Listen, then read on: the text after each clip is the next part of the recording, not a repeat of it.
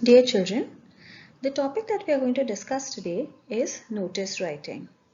It's a very important piece of writing skill, and we are going to discuss its importance, its purpose, what is notice writing, and how to write it.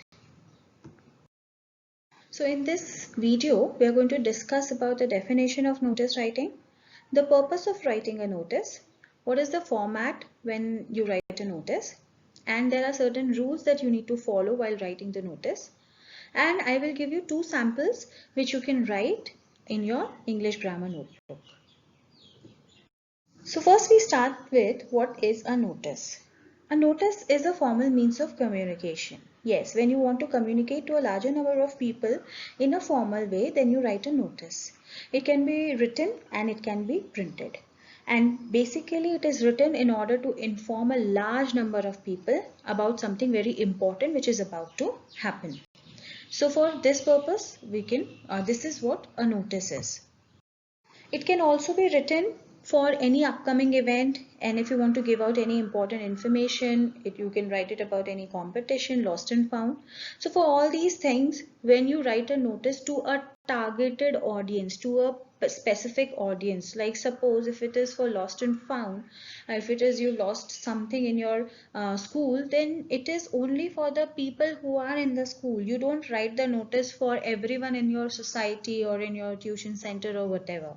It has to be only to a targeted audience who may have or who are related to your topic somehow or the other. And it has to be written in a formal tone. Another important point of writing a notice is that it has to be factual and to the point. You cannot, write anything imaginary, or you cannot write any information which is based on your assumptions. It has to be factual. And the language that you use while writing the notice has to be very simple, easy to understand and formal. You are not supposed to write anything, which is flowery, unlike the other writing skills wherein we basically write flowery language. But in notice writing, it has to be simple and formal. And usually we put it on a display board. It can be in the display board of school or in any public place, in your society notice board, anything of that sort. So after we have discussed what a notice is, there are various reasons for what we write a notice. Or what we write a notice for. The purpose can be any competition, it can be any cultural event, it can be lost and found notice, it can be a declaration of holiday or any blood donation camp, inauguration to take place, sports event, excursion trip, exhibition, birth, marriage. For all these things you can write notice. Let's look at the format of the notice. When I say format, I am just mentioning what are the things that you mention in the notice. So first you start with the name of the agency. It can be the school's name, it can be your society name, it can be the name of the club you belong to or you're a member of, anything. Then you write the title of the notice, the title that is notice. Then you write date of issue. Now the date of issue or the date of release of the notice, you don't mention the date of the event, release of the notice here. And below that you write the subject or the title of the event, and then in your body you cover all the WH like when, where, date, time, duration, place, venue, all these things, all the information.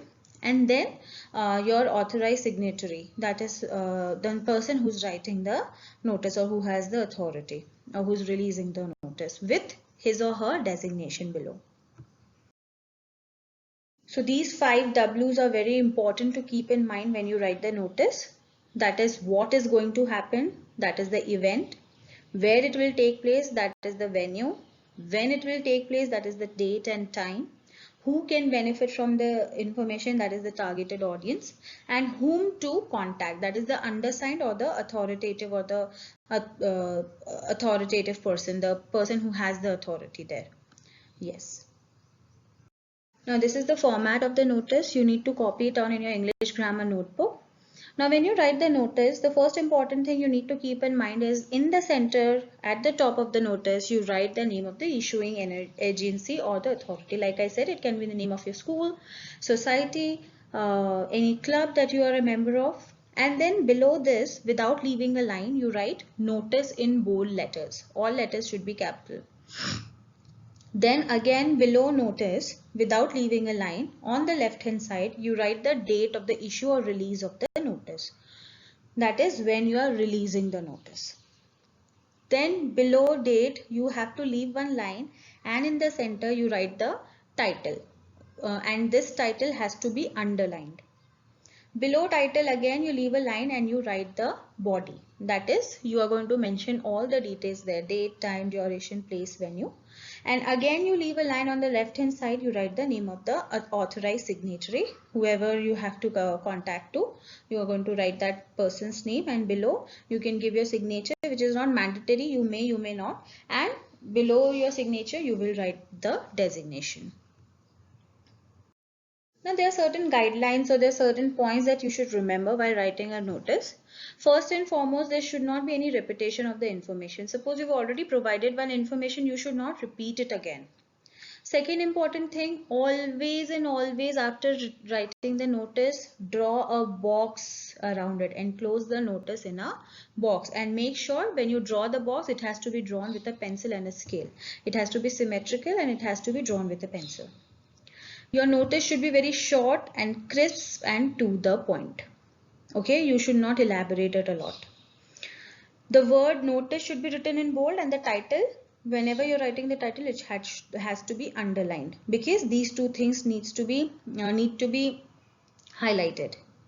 And the title, when you're writing, it should be self-explanatory. It should be eye-catching and captivating in a way that whenever anyone reads the title, he or she should get a vague idea of what the notice is going to be about.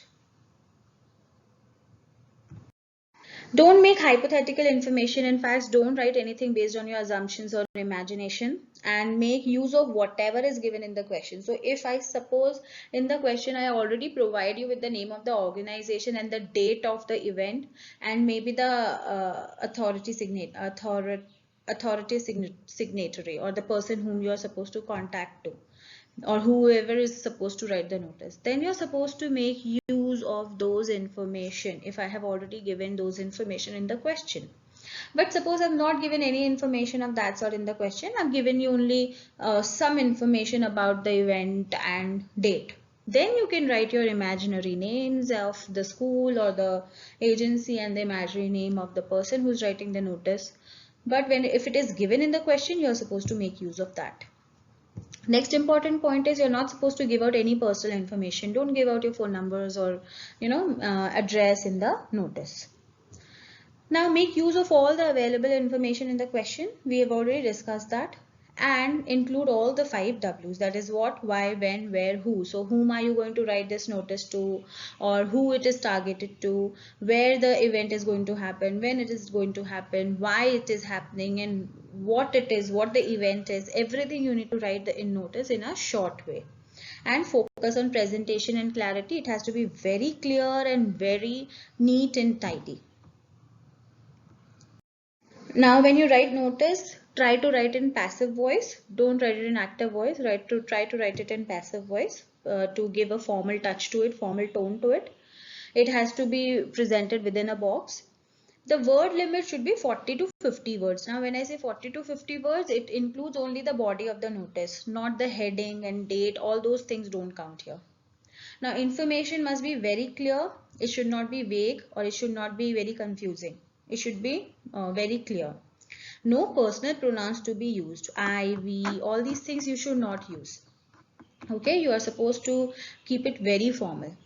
And your notice should be very short and precise, but it has to be grammatically correct. You cannot write grammatically incorrect sentences. Now there are 2 samples of notice writing which you are supposed to copy down in your notebook with question. So please copy down the question and the notice, both the notices, in your English grammar notebook.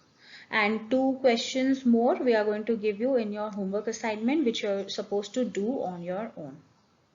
So here one more important thing, if you see here, the date of the competition is given 28th of July. So when you write 28th of July, your notice should go at least 10 days before the date of the event, because everyone is going to make some arrangement here.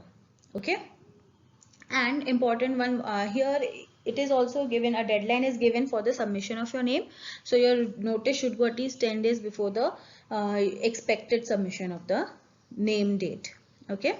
So when you're expecting the people to submit their names or give their enrollment, just write the notice 10 days before it.